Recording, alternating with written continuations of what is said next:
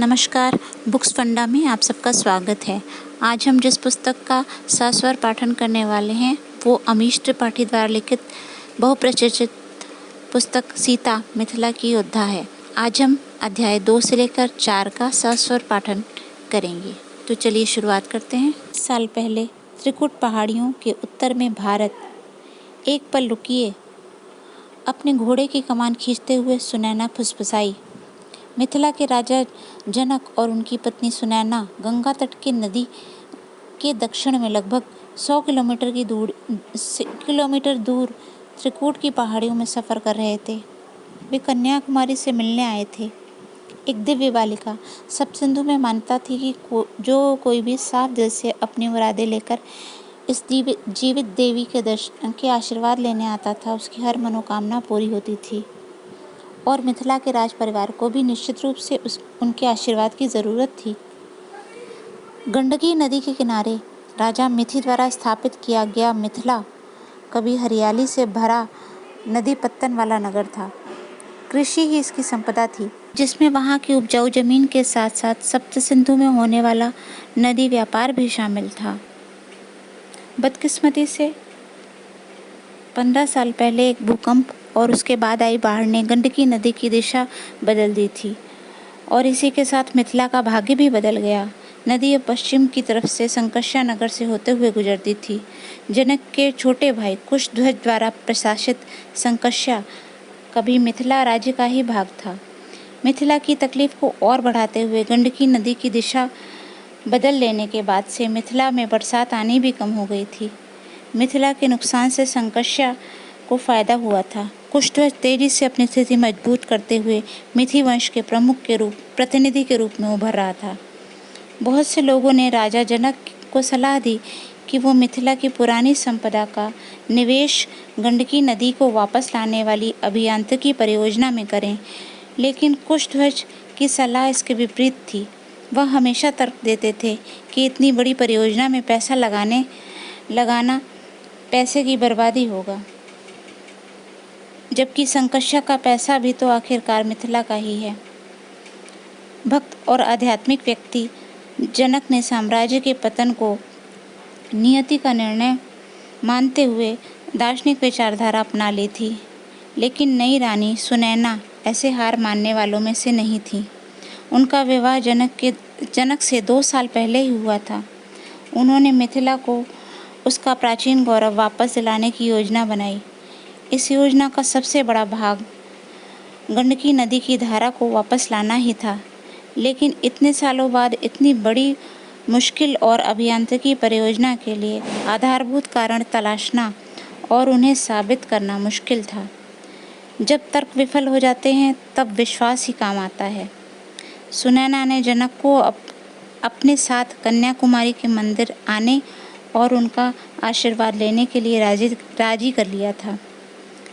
अगर कन्या देवी गंडकी योजना को परियोजना को मंजूरी दे देती तो कुशध्वज के लिए भी उनके विरोध में तर्क करना मुश्किल होता। सिर्फ मिथिलावासी ही नहीं, बल्कि भारत के हर हिस्से के लोग कन्याकुमारी की बात का देवी माँ के आदेश की तरह पालन करते थे। बदकिस्मती से कन्याकुमारी ने ना कहा। प्रकृति के निर्णय का सम्मान करो, उन्होंने कहा था। इससे सुनैना को निराशा हुई। निराशा दार्शनिक राजा और उनके सुरक्षा कर्मियों को भी हुई। वो उनके साथ साथ सफ़र करते हुए उत्तर से त्रिकूट पहाड़ियों की तरफ आ गए थे और अब वापस मिथिला जा रहे थे। जनक, सुनैना ने आवाज़ तेज़ करते हुए कहा। उनके पति तेज गति से आगे बढ़ रहे थे। जनक ने घोड़े की लगाम खींचकर पीछे मुड़कर देखा।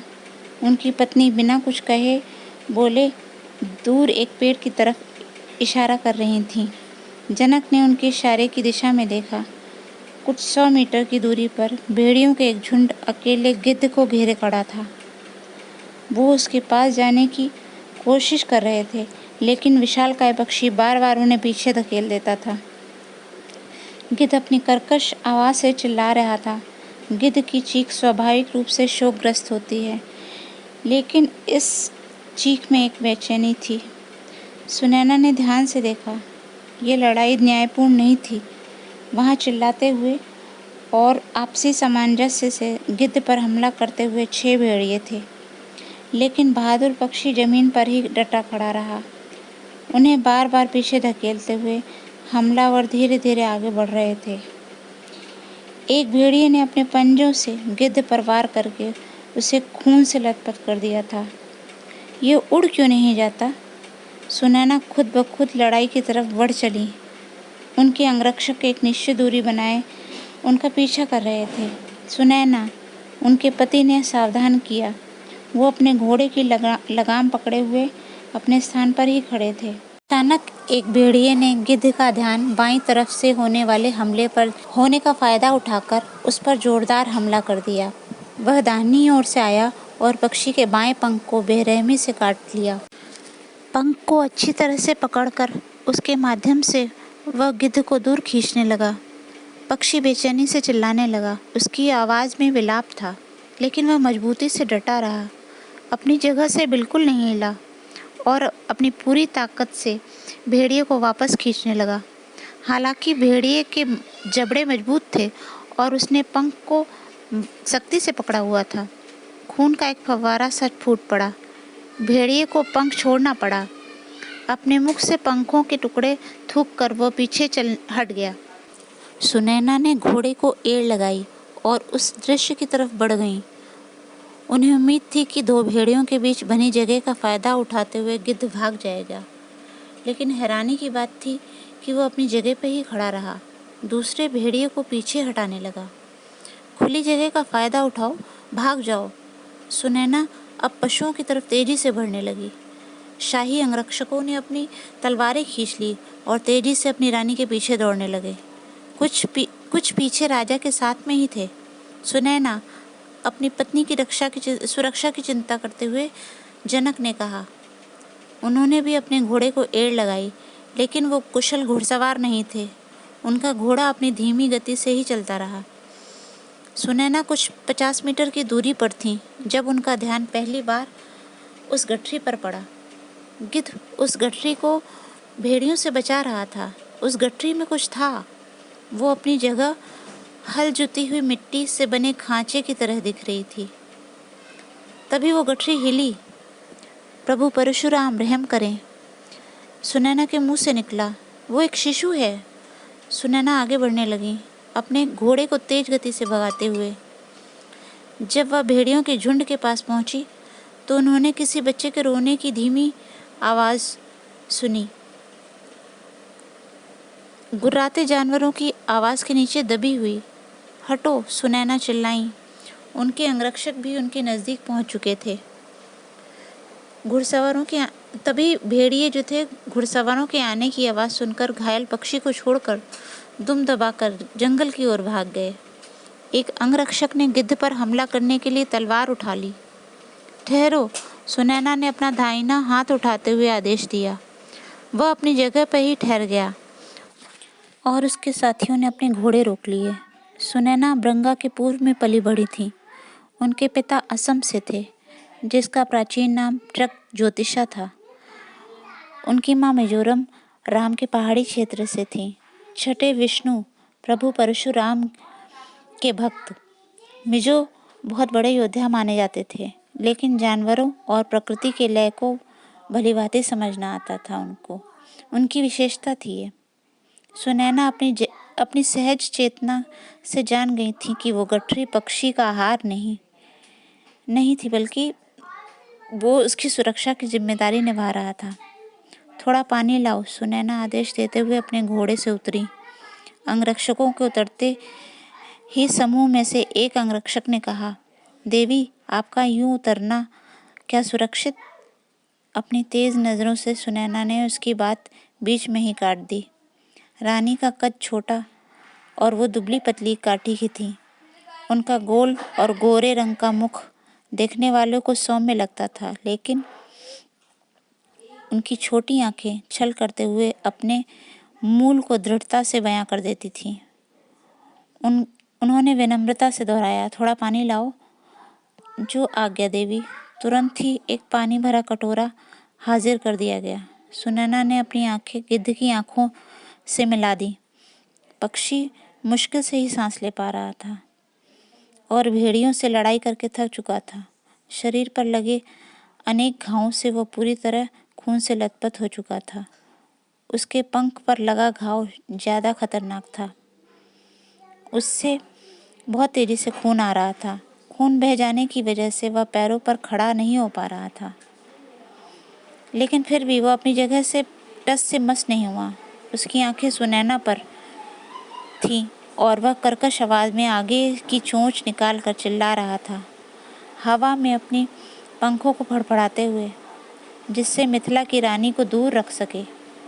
सुनैना ने जानबूझकर गिद्ध के पीछे रखी हुई गठरी को अनदेखा किया। उसका पूरा ध्यान उस विशालकाय पक्षी पर था। उन्होंने उस एक नरम और शांत धुन में गुनगुनाना शुरू कर दिया। गिद्ध थोड़ा सहज होते दिखाई दिया।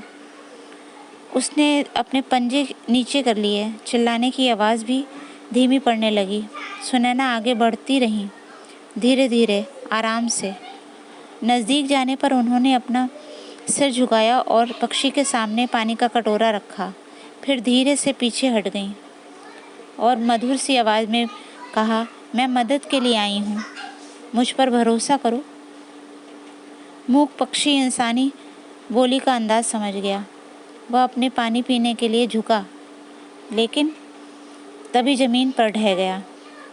सुनैना आगे बढ़कर उस घायल पक्षी का सिर नरमाई से सहलाने लगी। काली धारियों वाली बढ़िया लाल कपड़े में लिपटा हुआ था वो। बेचैनी से रो रहा था बच्चा। एक सिपाही को वह बहुमूल्य गठरी उठाने का इशारा किया, जबकि खुद वो अभी भी उसी पक्षी को सहला रही थी। कितनी सुंदर बच्ची है, जनक ने चहकते हुए कहा। वह अपना लंबा बदन झुकाते हुए अपनी पत्नी के ही समीप खड़े थे। आमतौर पर ज्ञानी किंतु विमुक्त दिखने वाली उनकी आंखें आज प्यार और परवाह से भरी थीं। जनक और सुनैना अस्थायी आसनों पर बैठे हुए थे। मुलायम सूती कपड़ों में लिपटा बच्चा आराम से सुनैना के बाहों में आराम से सो रहा था। एक बड़ी सी छतरी उन्हें सूरज की तेज किरणों से बचा रही थी।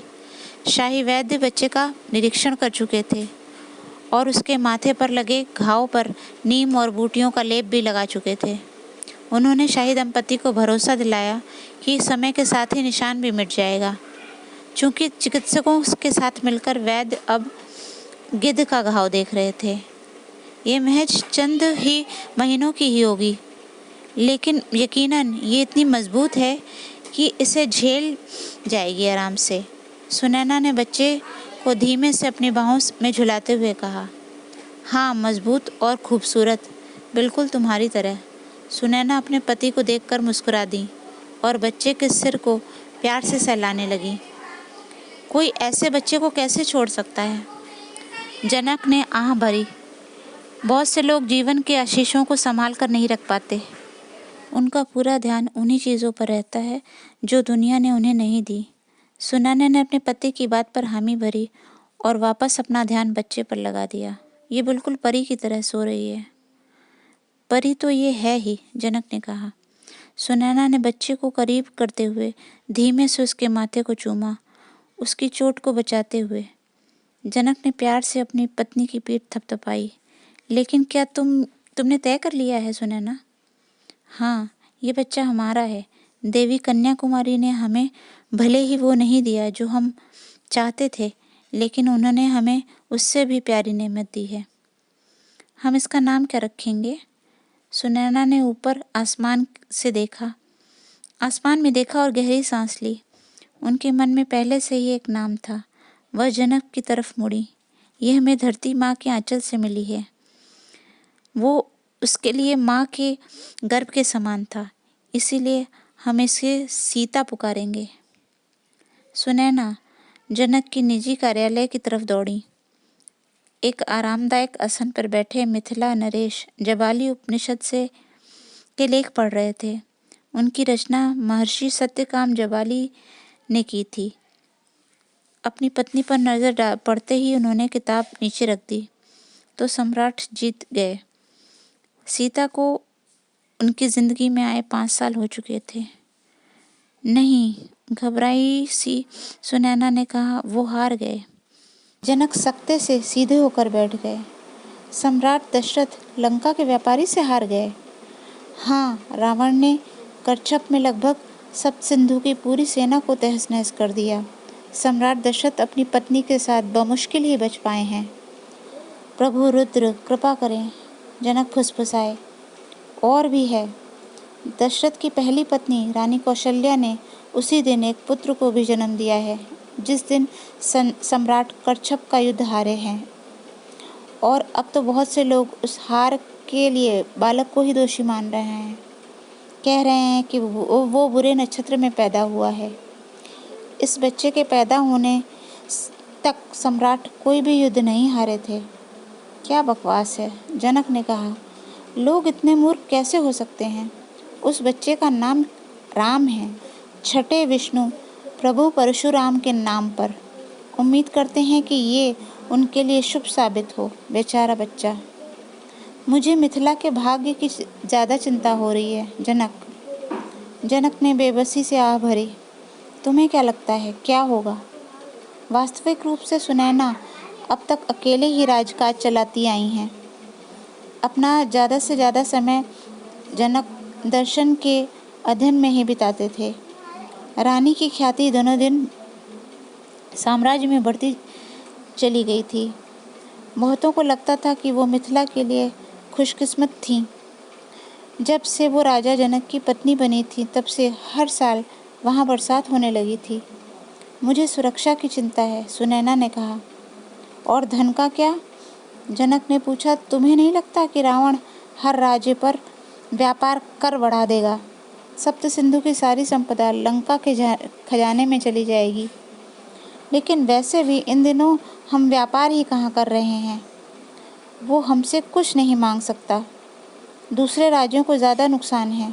मुझे तो सप्त सिंधु में हुई सेना की कमी की चिंता है। हर जगह अराजकता बढ़ जाएगी। अगर हर जगह की कोहराम मच जाएगा तो ऐसे में हम कितने सुरक्षित रह पाएंगे? सच है। जनक के मन में भी एक ख्याल आया। नियति के लिखे को कौन बदल सकता है? फिर चाहे वो जनता हो या फिर राज्य। हमारा काम इसे समझना है कि क्या हुआ, न कि लड़ना और उससे अगले जन्म के लिए सबक लेना या फिर मोक्ष के लिए तैयार होना।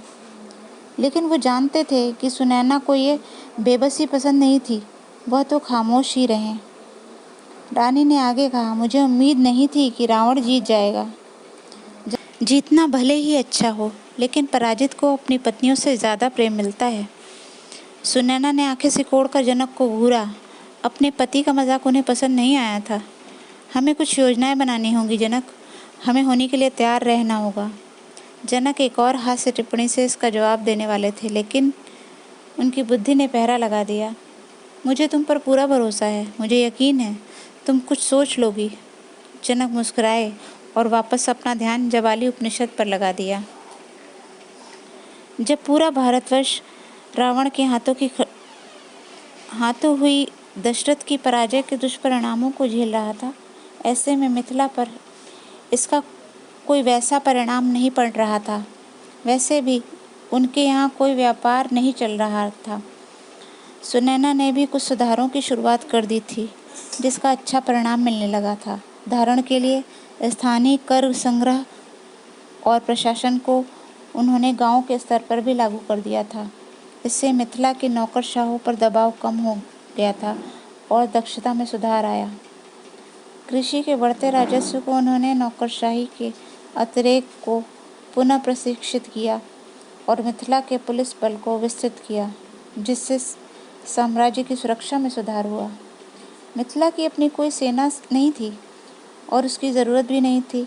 संधि के अनुसार ज़रूरत पड़ने पर किसी भारी दुश्मन से रक्षा करने के लिए संकष्या की सेना मिथिला की मदद ज़रूर करेगी। ये बड़े बदलाव नहीं थे और इन्हें लागू करवाना आसान था। इससे मिथिला वासियों की रोज़मर्रा की ज़िंदगी प्रभावित नहीं हुई थी। यद्यपि दूसरे साम्राज्यों में बड़े स्तर पर उथल पुथल मची हुई थी, जिसमें रावण द्वारा वसूले जाने वाले कर को बदलना बहुत ही ज़रूरी था। शाही आदेश के मुताबिक सीता के जन्मदिन को समारोह के रूप में मनाया जाता था। वो उनकी वास्तविक जन्मतिथि नहीं जानते थे, तो वो उसी दिन को उनके जन्मदिन के रूप में मनाते थे जब धरती के आंचल से वो उन्हें प्राप्त हुई थी। आज उनका 6वां जन्मदिन था। इस दिन शहर के गरीबों को उपहार और दान दिए जाते थे, जैसा कि हर खास दिन पर किया जाता था, लेकिन एक अलग तरीके से। जब तक सुनैना ने प्रशासन की कमान नहीं संभाली थी, तब तक दान का एक बड़ा हिस्सा श्रमिक वर्ग दबा जाता था, जो धनी तो नहीं था, लेकिन वास्तव में निर्धन भी नहीं था। सुनैना के प्रशासनिक सुधारों ने सुनिश्चित किया था कि दान वास्तव में निर्धन और ज़रूरतमंद को ही दिया जाए, उन लोगों को जो किले की दूसरी दीवार दक्षिणी दरवाजे के समीप झुग्गियों में रहते थे। सार्वजनिक समारोह के बाद शाही दंपत्ति प्रभु रुद्र के विशाल मंदिर में पहुंचा। प्रभु रुद्र का मंदिर लाल बलुआ पत्थर से बना हुआ था, कि मिथिला की लंबी संरचनाओं में से था, जो शहर के लगभग हर हिस्से से दिखाई देती थी। इनके चारों ओर विशाल बगीचा था। शहर की भीड़-भाड़ भरे हिस्से में भी एक शांतिपूर्ण जगह है। बगीचे के पास झुग्गियां थीं। किले की दीवार के साथ-साथ फैले हुए मंदिर के गर्भगृह में प्रभु रुद्र और देवी मोहिनी की प्रतिमाएं स्थापित थीं। ज्ञान, शांति और दर्शन के प्रेम के प्रतीक शहर के अनुरूप ही वैसे यहाँ लगी प्रभु रुद्र की प्रतिमा उनके सामान्य रौद्र रूप से भिन्न थी। इस प्रतिमा में वो नरम सौम्य दिखाई दे रहे थे। उन्होंने अपने समीप बैठी रमणीय देवी मोहिनी के हाथ पकड़े हुए थे। प्रार्थना के बाद मंदिर के पुजारी ने शाही परिवार को प्रसाद दिया। सुनैना ने पुजारी के पैर छुए और फिर सीता को गर्भगृह की दीवार के कोने की तरफ ले आई। दीवार पर उस गिद्ध की याद में एक धातु की एक तस्वीर लगी थी, जिसने भेड़ियों के झुंड से लड़ते हुए सीता की जान बचाई थी। पक्षी के ससम्मान संस्कार से पहले उसके चेहरे का एक मुखौटा बनवाया गया था। उस धातु में ढालकर उस पर गिद्ध के अनश्वर शरीर के चेहरे का आखिरी भाव उकेरा गया था। वो ना भुलाई जा सकने वाली नज़रें थी, दृढ़ और नेक। सीता कई बार अपनी माँ से ये कहानी सुन चुकी थी। सुनैना बड़ी खुशी से ये बताती थी, और वो चाहती थी कि उनकी बेटी याद रखे कि भलाई किसी भी रूप में और चेहरे में आ सकती है। सीता ने सम्मान से उस मुखौटे को छुआ और हमेशा की तरह खुद को जिंदगी देने वाले की याद में उनकी आंखें नम हो गईं। शुक्रिया, सीता फुसफुसाईं। उन्होंने महान पशुपति पशुओं के प्रभु के लिए छोटी सी प्रार्थना फुसफुसाई। उन्हें उम्मीद थी कि गिद्ध की बहादुर आत्मा को दोबारा अपना मकसद मिल गया होगा। जनक ने होशियारी से अपनी पत्नी को इशारा किया और शाही परिवार धीरे धीरे प्रभु रुद्र के मंदिर के बाहर आने लगा। पुजारी परिवार को सीढ़ियों तक ले गया। उस तल से झुग्गियां साफ दिखाई दे रही थीं। आप मुझे वहाँ क्यों नहीं जाने देती माँ? सीता ने झुग्गियों की तरफ इशारा करते हुए कहा। सुनैना ने मुस्कुराकर अपनी बेटी का सिर थपथपाया। जल्द ही। आप हमेशा यही कहती हो। सीता ने विरोध किया। उनके चेहरे पर शिकायती भाव थे। और मैं जल्दी ही जाने दूंगी। सुनैना हंसी। जल्दी ही? बस ये नहीं कह सकती थी कितनी जल्दी। बिल्कुल ठीक, जनक ने सीता के बाल सहलाते हुए कहा। अब जाओ, भागो, मुझे गुरुजी से बात करनी है। 7 वर्षीय सीता अपने पिता के साथ उनके निजी कार्यालय में खेल रही थी, जब जनक के प्रमुख गुरु अष्टावक्र अंदर आए। जनक ने परंपरा अनुसार गुरु को प्रणाम किया और उनसे अपने आसन पर समीप वाले आसन पर बैठने के लिए आग्रह किया। मिथिला सप्तसिंधु की राजनीतिक दौर में अब बड़ा खिलाड़ी नहीं रह गया था, तो उनके पास कोई स्थायी राजगुरु नहीं थे, लेकिन जनक के दरबार में भारत के एक से बढ़कर एक विद्वानों, छात्रों, वैज्ञानिकों और दार्शनिकों का खुले दिल से स्वागत किया जाता था। बुद्धिजीवियों को ज्ञान और शिक्षा से भरी मिथिला की हवा से लगाव था और उन्हीं में से एक थे ये महान चिंतक ऋषि अष्टावक्र, जनक के प्रमुख गुरु। यहाँ तक कि मलय पुत्र प्रजाति के प्रमुख महान महर्षि विश्वामित्र भी अक्सर यहाँ पे आते जाते थे।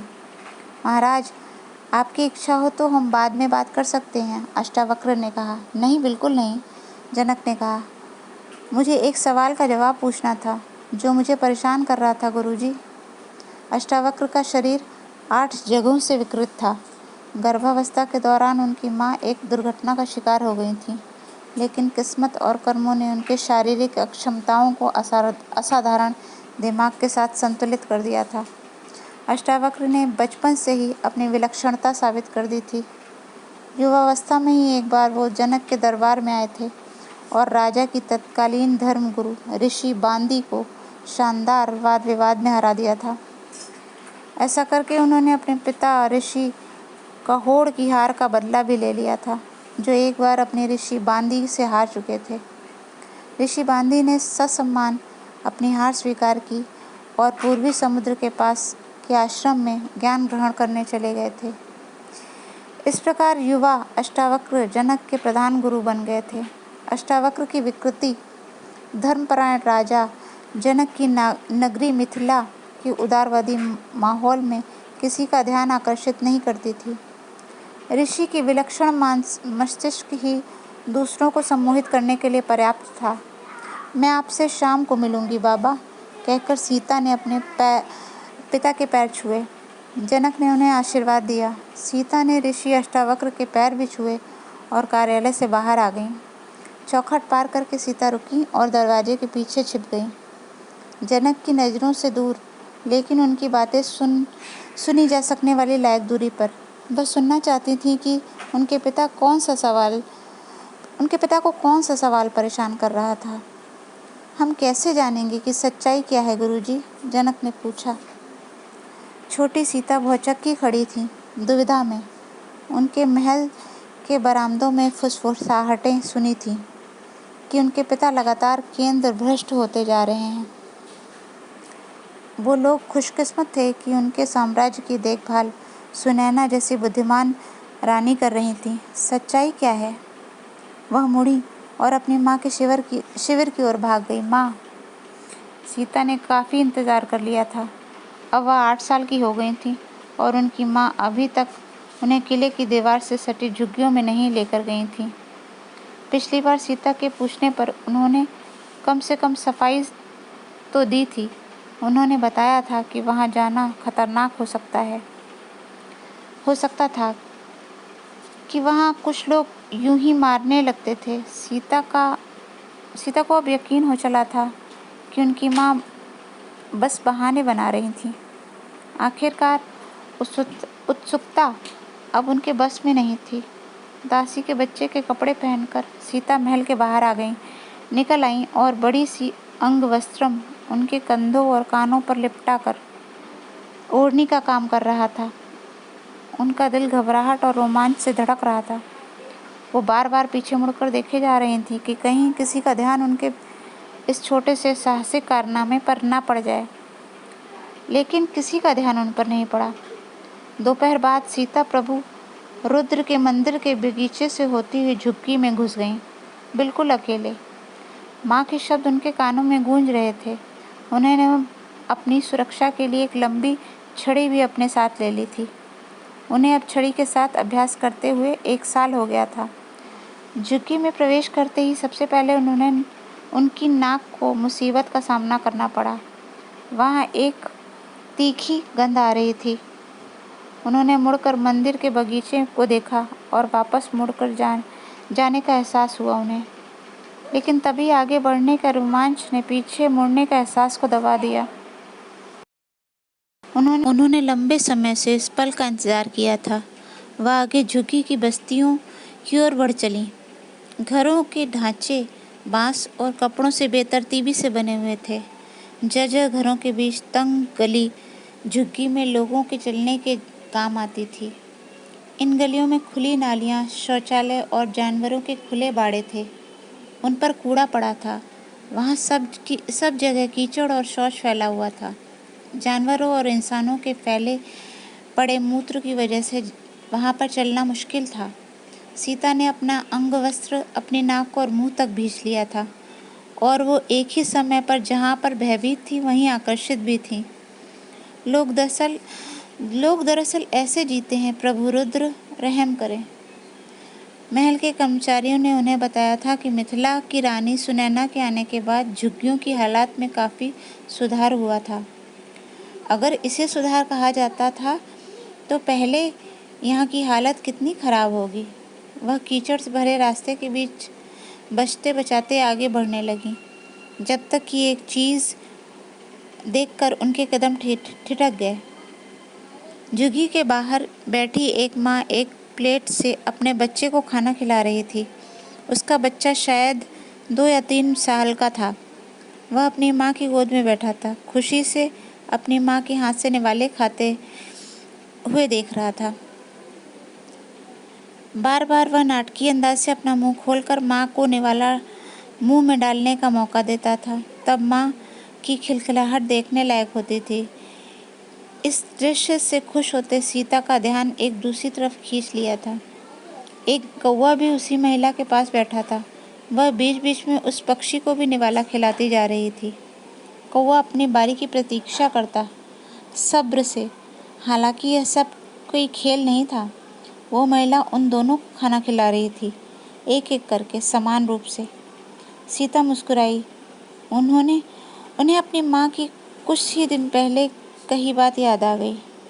कभी कभी निर्धन में भी सभ्य जनों से ज़्यादा सभ्यता होती है।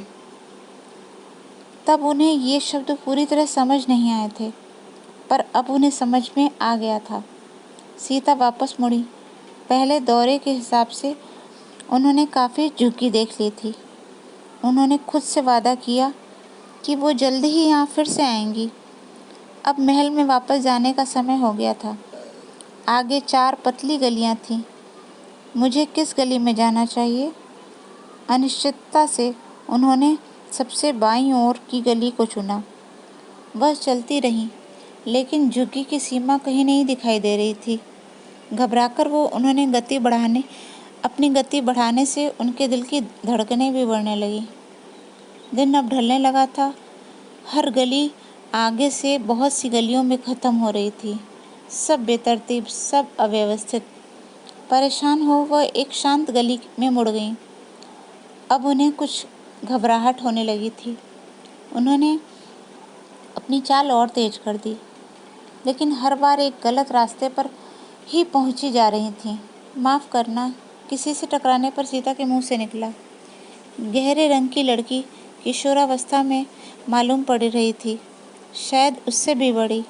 उसके बाल बिखरे हुए थे। जर्जर कपड़ों से आती बदबू से पता चल रहा था कि उसने काफ़ी समय से कपड़े बदले नहीं थे। उसके चिपके बिना धुले बालों पर जुएं चल रही थीं। वह लंबी, पतली और आश्चर्यजनक रूप से बलिष्ठ थी।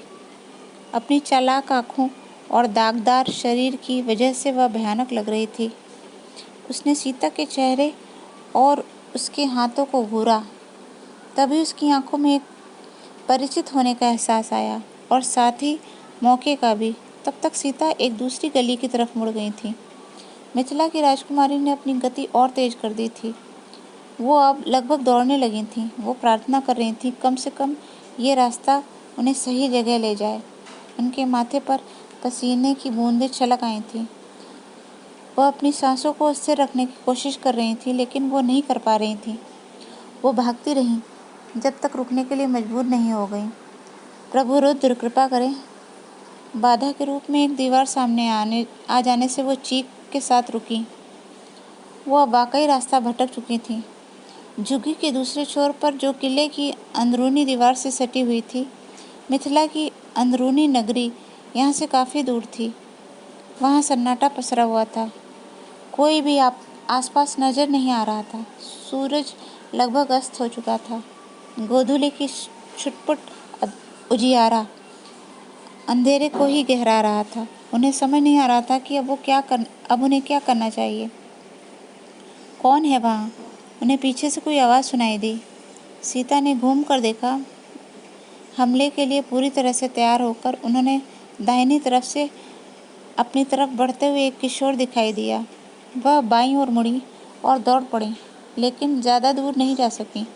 किसी ने टंगड़ी मारकर उन्हें मुंह के बल गिरा दिया था कीचड़ में, और वहाँ और भी लड़के थे। उन्होंने जल्दी से उठकर अपनी छड़ी संभाल ली और आसपास 5 लड़के थे। उनके चेहरे डरावने लग रहे थे।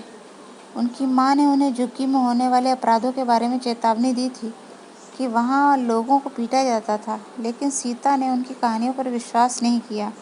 वो सोचती थी कि जो भले लोग उनसे दान लेने आते थे, वो कहाँ से किसी को नुकसान पहुँचा सकते थे। मुझे माँ की बात सुननी चाहिए थी। सीता ने घबराकर आसपास देखा। 5 लड़के अब उनके सामने खड़े थे। किले की ऊंची दीवार उनके पीछे थी। भागने का कोई रास्ता नहीं था। उन्होंने लड़कों की तरफ छड़ी उठाई, धमकाते हुए। लड़के इस पर हंसने लगे, छोटी लड़की की हिम्मत पर हैरान होते हुए। बीच वाले लड़के ने डर का दिखावा करते हुए उंगली का नाखून चबाते हुए कहा, ओह, हम तो बहुत डर गए। बाकी बेशर्मी से हंसने लगे। ओ भली लड़की, वो कीमती अंगूठी, लड़के ने नाटकीय विनम्रता दिखाते हुए कहा, यकीनन हम 5 को जीवन भर की कमाई से भी ज़्यादा कीमती होगी। तुम्हें क्या लगता है? तुम्हें ये अंगूठी चाहिए? सीता ने कुछ राहत की सांस लेते हुए कहा, इसे ले लो और मुझे जाने दो। लड़का गुर्राया, हाँ ज़रूर, हम तुम्हें जाने देंगे, पहले अपनी अंगूठी यहाँ फेंको। सीता ने अंगूठी आगे फेंक दी। वह लड़कों से कुछ दूर जाकर गिरी। तुम में फेंकने का दम नहीं है लड़की। लड़का हंसा और अंगूठी उठाने के लिए झुका। उसने उसे ध्यान से देखा और अपने कमरबंद में रखने से पहले धीमे से सीटी बजाई और बोला, अब तुम्हारे पास और क्या क्या है? अचानक लड़का आगे की तरफ जमीन पर गिरा। उसके पीछे लंबी गहरी रंगत वाली वही लड़की खड़ी थी जिससे सीता अभी कुछ देर पहले टकराई थी। उसने अपने दोनों हाथों से एक बड़ी सी बांस की छड़ी पकड़ी हुई थी। लड़के तेजी से पीछे घूमे और उस लड़की को देखा। उनकी सारी बहादुरी निकल गई। वो उन सबसे लंबी थी, मजबूत और ताकतवर। उससे भी महत्वपूर्ण, ऐसा लग रहा था कि वो लड़के उसे जानते थे और उसकी प्रतिष्ठा भी थी।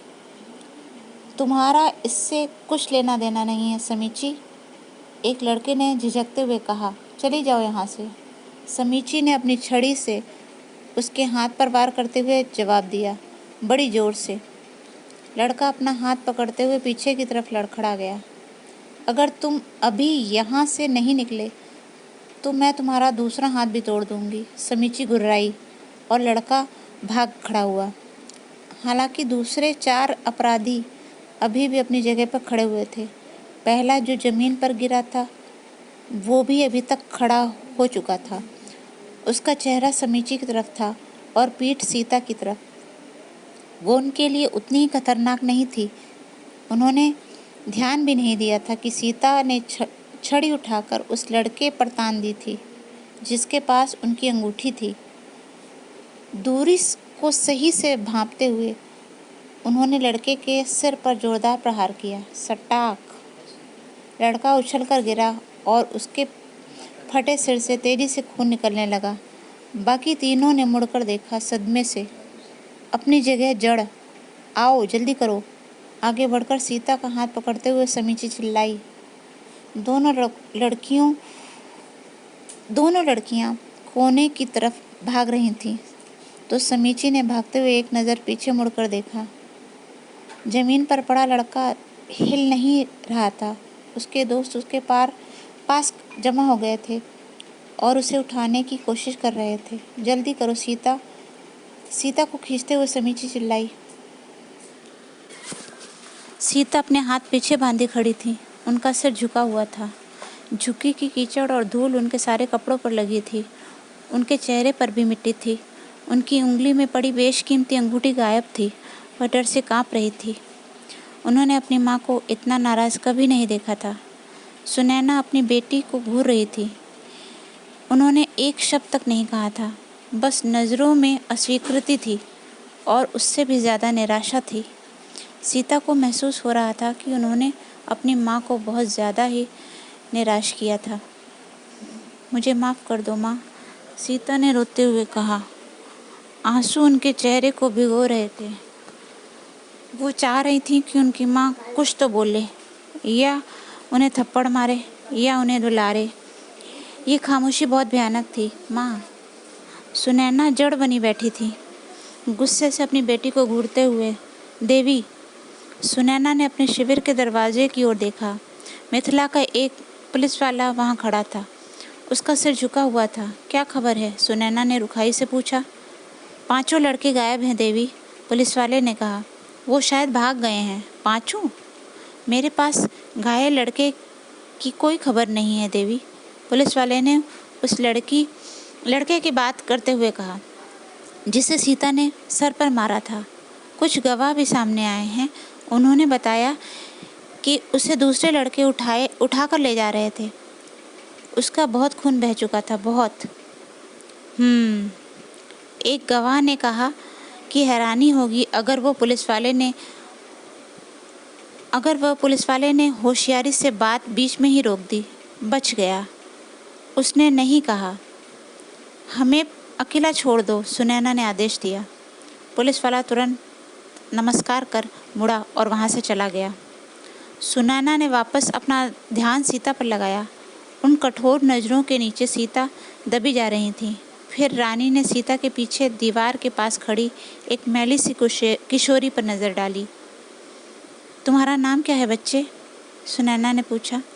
समीची देवी। समीची, तुम वापस झुग्गी में नहीं जाओगी, अब से तुम यहीं पर महल में रहोगी। समीची मुस्कुराई और नमस्ते की मुद्रा में अपना हाथ जोड़े। जरूर देवी, ये मेरे लिए गर्व। सुनैना ने अपना दाहिना हाथ उठाकर समीची की बात को बीच में ही रोक दिया। रानी अब सीता की तरफ मुड़ चुकी थी। अपने शिविर में जाओ, स्नान करो। वैद्य जी तुम्हारे घाव का निरीक्षण करेंगे और समीची के घाव का भी। हम कल बात करेंगे माँ। माँ, कल? सीता जमीन पर बैठी हुई सुनैना के सामने खड़ी थी। वो दोनों सुनैना के शिविर के निजी पूजा घर के सामने थे। सुनैना जमीन पर रंगोली बना रही थी। रंगीन चूरे से बनी रंगोली में आंशिक रूप से गणितीय दर्शन और आध्यात्मिक प्रतीकों का सम्मिश्रण होता था। सुनैना हर सुबह मंदिर में प्रवेश द्वार पर नई रंगोली बनाती थी। मंदिर के अंदर सुनैना के इष्ट देवताओं की प्रतिमा स्थापित थी। पिछले विष्णु प्रभु परशुराम, महादेव प्रभु रुद्र और सृष्टि के रचयिता प्रभु ब्रह्मा। लेकिन वहाँ के आकर्षण का केंद्र में स्थापित शक्ति माँ की प्रतिमा। देवी माँ की पूजा का प्रचलन खासकर सुनैना के पिता की भूमि असम में प्रचलित था। असम बहुत उपजाऊ और समृद्ध प्रदेश था, जिसे भारतीय उपमहाद्वीप की सबसे बड़ी नदी ब्रह्मपुत्र सींचती थी। सीता सब्र से प्रतीक्षा कर रही थी। डर के मारे उनके मुंह से शब्द नहीं निकल रहे थे। सीता, तुमसे कुछ करने को कहने की हमेशा कोई वजह होती है। फर्श पर बन रही आकर्षक रंगोली से नजरें उठाए बिना सुनैना ने कहा। सीता स्थिर बैठी रहीं। उनकी आंखें अपनी माँ के हाथों पर लगी थीं। जिंदगी में रहस्यों का पता लगाने की एक निश्चित उम्र होती है, तुम्हें उसके लिए तैयार होना पड़ता है। रंगोली पूरी करके सुनैना ने अपनी बेटी की तरफ देखा। माँ की नज़रों को देखकर सीता की जान में जान आई। उन नज़रों में प्यार भरा था, हमेशा की तरह। वह अब नाराज़ नहीं थी। बुरे लोग भी होते हैं सीता, वो लोग जो आपराधिक गतिविधियाँ करते हैं। ऐसे लोग शहर के अंदर अमीरों और झुग्गी में गरीबों में भी मिल जाते हैं। हाँ माँ, मैं बोलो मत, बस सुनो, सुनैना ने दृढ़ता से कहा। सीता खामोश हो गई। सुनैना ने बात जारी रखी। अमीरों में अधिकांश अपराध लालच के चलते किए जाते हैं। लालच पर लगाम फिर भी लगाई जा सकती है, लेकिन गरीबों में अपराध निराशा और गुस्से की वजह से होते हैं। निराशा कभी कभी इंसान में से सर्वश्रेष्ठ को बाहर लाती है, इसलिए कभी कभी गरीब में भी बहुत सभ्य होते हैं। लेकिन यही निराशा इंसान की हैवानियत को भी बाहर लाती है। उनके पास हारने को कुछ नहीं होता और वो दूसरों के पास ज़्यादा और अपने पास कम देखकर क्रोधित हो जाते हैं। इसे समझा जा सकता है। शासक के तौर पर हमारी जिम्मेदारियां बेहतरी के लिए बदलाव लाने की होती हैं, लेकिन ऐसा रातों रात नहीं किया जा सकता। अगर हम अमीरों से ज़्यादा लेकर गरीबों को दे दें तो अमीर भी विद्रोह कर देंगे। इससे बहुत उपद्रव का माहौल हो जाएगा और हर एक को खामियाजा भुगतना पड़ेगा।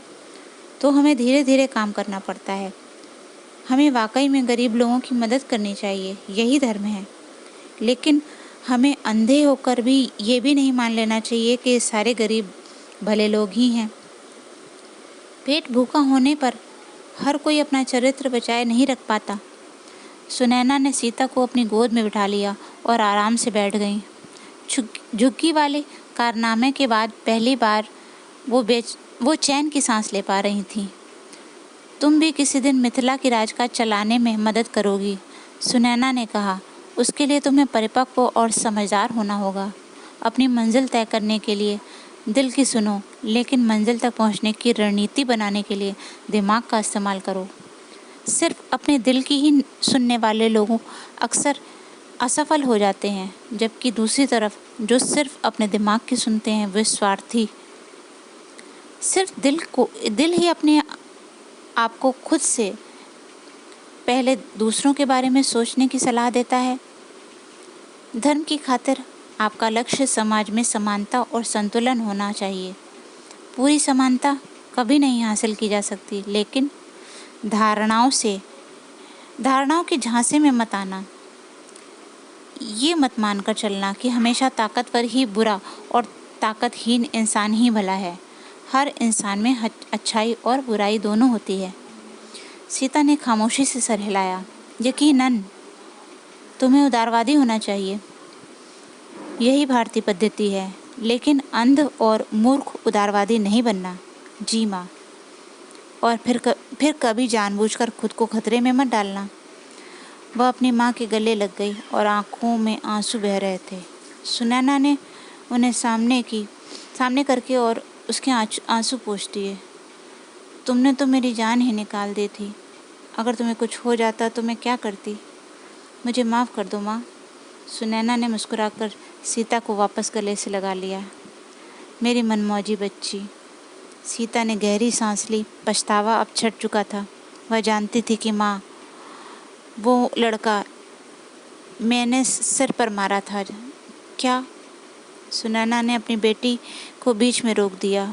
उसकी चिंता मत करो। लेकिन मैंने कहा ना, उसकी चिंता मत करो। धन्यवाद चाचा जी।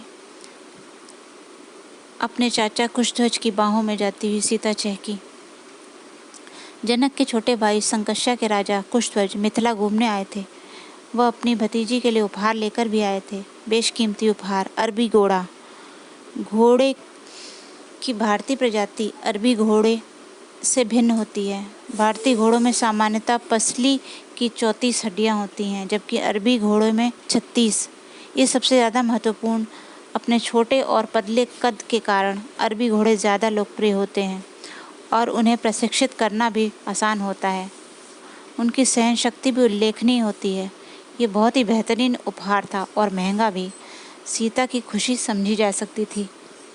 कुशध्वज ने सीता को उसके कद के मुताबिक काठी पहनाई और चमड़े की बनी काठी की फाली पर स्वर्ण की पानी चढ़े सींग बने थे। हालांकि काठी का आकार छोटा था, लेकिन फिर भी छोटी सीता के हिसाब से उसका वज़न ज़्यादा था। लेकिन उन्होंने मिथिला की शाही कर्मचारियों की मदद लेने से इनकार कर दिया।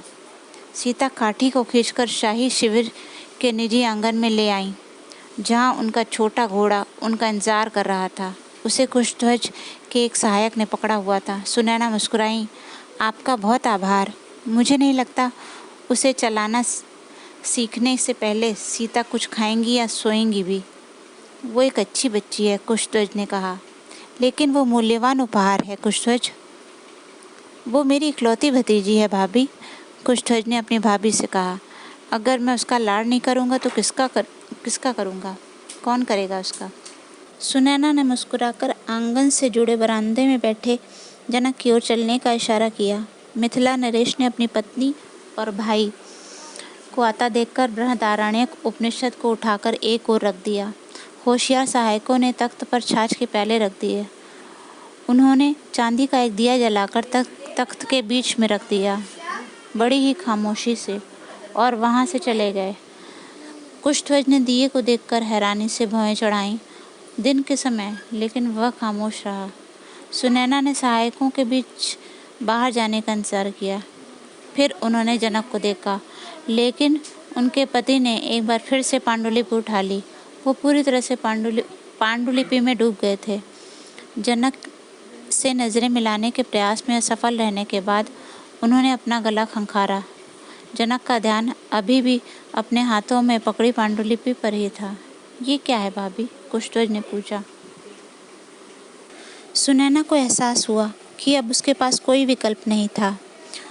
उन्हें अब बात शुरू करनी ही थी।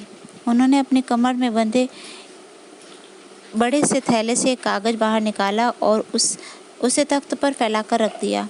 कुशध्वज ने दृढ़ता से उसे अनदेखा कर दिया।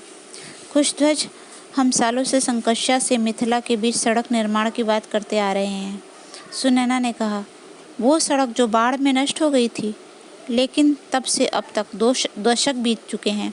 सड़क नहीं होने की वजह से मिथिला के नागरिकों और व्यापारियों को बड़ी मुसीबतों का सामना करना पड़ रहा है। कौन से व्यापारी भाभी?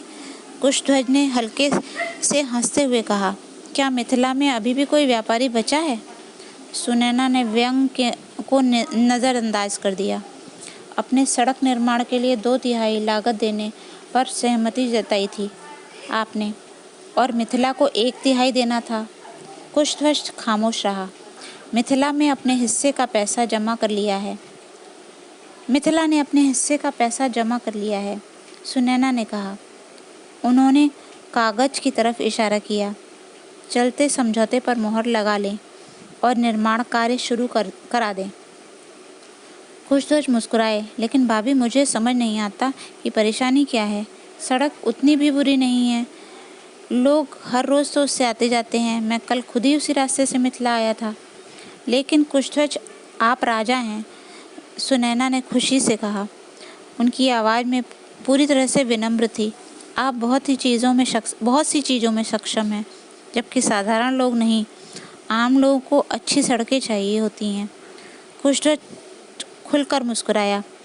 हाँ, मिथिला के आम लोग खुशनसीब हैं कि उन्हें ऐसी प्रतिबद्ध रानी मिली है। सुनैना ने कुछ नहीं कहा। मेरे पास एक सुझाव है भाभी, कुशध्वज ने कहा। मिथिला को सड़क निर्माण कार्य शुरू करने देते हैं। जब आपका 1/3 कार्य पूरा हो जाएगा, तब संकर्षा बाकी का 2/3 पूरा करा देगा। ठीक है? सुनैना ने कागजात उठाए और कोने की चौकी पर रखी कलम लेकर कागज के अंत में एक रेखा खींच दी। फिर उन्होंने अपनी थैली से एक शाही मोहर निकालकर समझौते पर लगा दी। उन्होंने वो कागज कुशध्वज को दिया। तब कुशध्वज को उस दिए की अहमियत समझ में आई। अग्नि देवता साक्षी के रूप में हैं। हर भारतीय अग्नि को शुद्धता के रूप में देखता है। ये संयोग नहीं है कि भारतीय पवित्र ग्रंथ ऋग्वेद का पहला श्लोक अग्नि देवता की स्तुति में ही रचा गया है। सारे वेद अग्नि देवता को साक्षी मानकर ही किए जाते हैं, चाहे वो जिससे कभी वो तोड़े ना जा सकें। शादी के वायदे, हवन, शांति हवन, यहाँ तक कि सड़क निर्माण करने की संधि भी। कुशध्वज ने अपनी भाभी के हाथ से समझौता पत्र नहीं लिया, बल्कि उन्होंने अपने कमरबंद में अपनी शाही मोहर निकाली। मुझे आप पर पूरा भरोसा है भाभी, आप समझौते पत्र पर खुद ही मोहर लगा दीजिए। सुनैना ने कुशध्वज से मोहर ले ली और समझौते पत्र पर मोहर लगाने ही जा रही थी कि तभी कुशध्वज ने विनम्र स्वर में कहा, ये नई मोहर है भाभी, वो मोहर जो पूरे संकर्षा का प्रतिबिंब होगी। सुनैना का माथा ठनका। उन्होंने मोहर को उलटकर उसका निशान देखा। छवि उल्टी होने पर भी मिथिला की रानी तुरंत ही उस मोहर को पहचान गई। वो एक समुद्री मछली का प्रतिबिंब था। मिथिला की मोहर चिन्ह। संकर्षा ऐतिहासिक रूप से मिथिला का ही उप साम्राज्य था, जिस पर शाही परिवार का एक छोटा सदस्य राज करता था। उसकी मोहर अलग थी, एक हिस्सा मछली। सुनैना गुस्से से कठोर हो गई, लेकिन वो जानती थी उन्हें अपने गुस्से को नियंत्रित करना होगा। उन्होंने कागजात धीरे से वापस तख्त पर रख दिए। संकर्षा की मोहर इस्तेमाल नहीं की जा सकती थी। कुशध्वज, आप मुझे अपनी वास्तविक मोहर क्यों नहीं देते? सुनैना ने कहा। अब से यही मेरे साम्राज्य की मोहर है भाभी। ये मिथिला की स्वीकृति के बिना आपके साम्राज्य की मोहर नहीं बन सकती। जब तक आप मिथिला की इसकी सार्वजनिक घोषणा नहीं करेंगे, तब तक कोई भी दूसरा साम्राज्य इसे मान्यता नहीं देगा।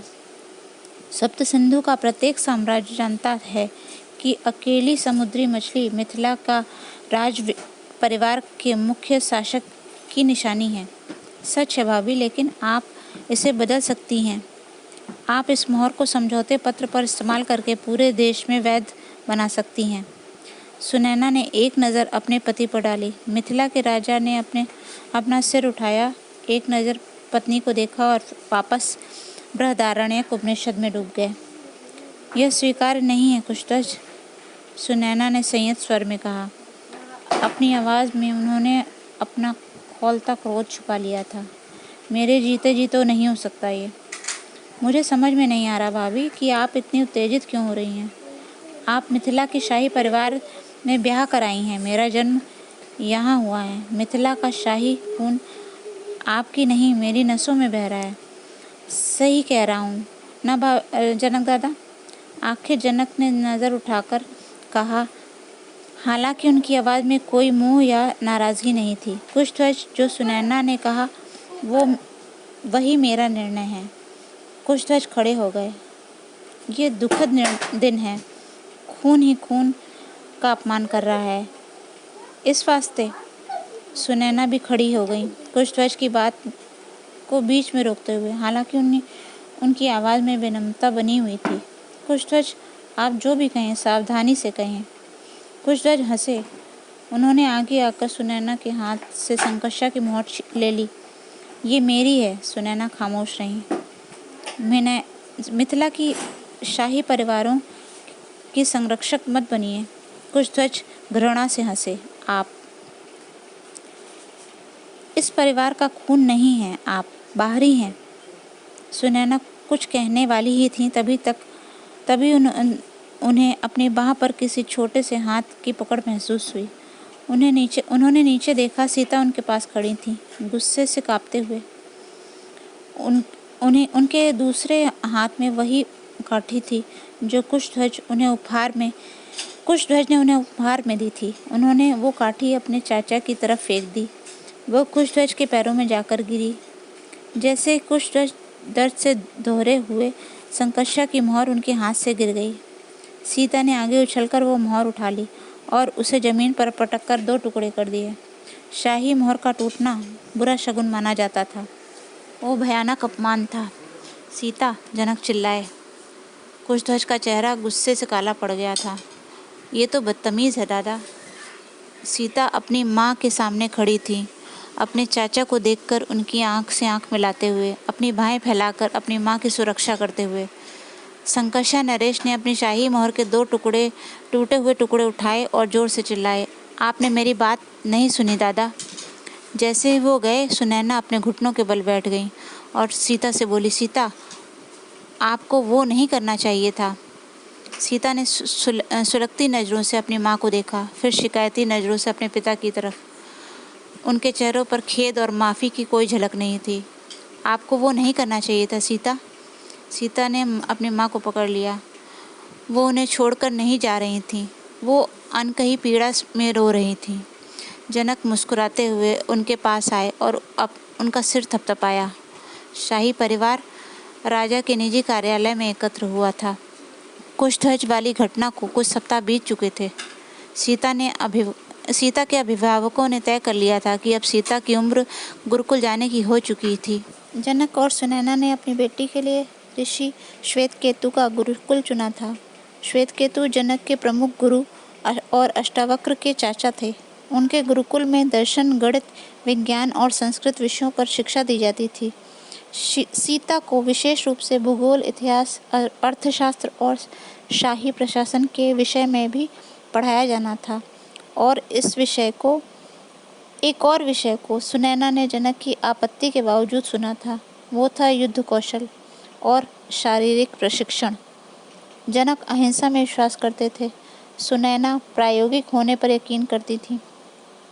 सीता जानती थी कि उन्हें जाना होगा, लेकिन वो बच्ची थी और घर छोड़कर जाने के ख्याल से डरी हुई थी। बेटा, आप नियमित रूप से घर आती रहोगी, जनक ने कहा, और हम भी तुमसे मिलने आया करेंगे। आश्रम गंगा के किनारे पर ही है, यहाँ से बहुत दूर नहीं है। सीता ने अपनी माँ को और मजबूती से पकड़ लिया। सुनैना ने सीता की बाँह छुड़वाकर उनकी ठोड़ी ऊपर की। उन्होंने उनकी नज़रों को खुद पर टिकाया। आप वहाँ बहुत अच्छा प्रदर्शन करेंगी, ये आपको जीवन भर के लिए तैयार करेगा। मैं जानती हूँ आप लोग मुझे इसलिए दूर भेज रहे हैं क्योंकि मैंने उस दिन चाचा के साथ वो किया, सीता ने सुबकते हुए कहा।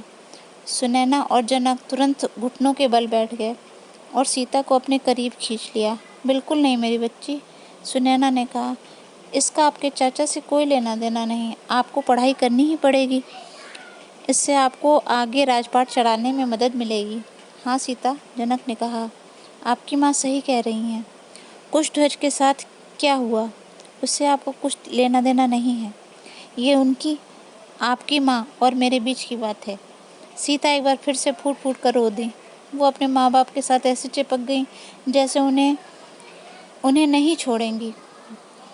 पुस्तक का अध्याय 4 यहीं पर समाप्त होता है। अगले वीडियो में अध्याय 5 से शुरुआत करते हैं। तब तक के लिए आज्ञा दीजिए। नमस्कार। यदि वीडियो पसंद आया तो लाइक, शेयर एंड सब्सक्राइब करना ना भूलें।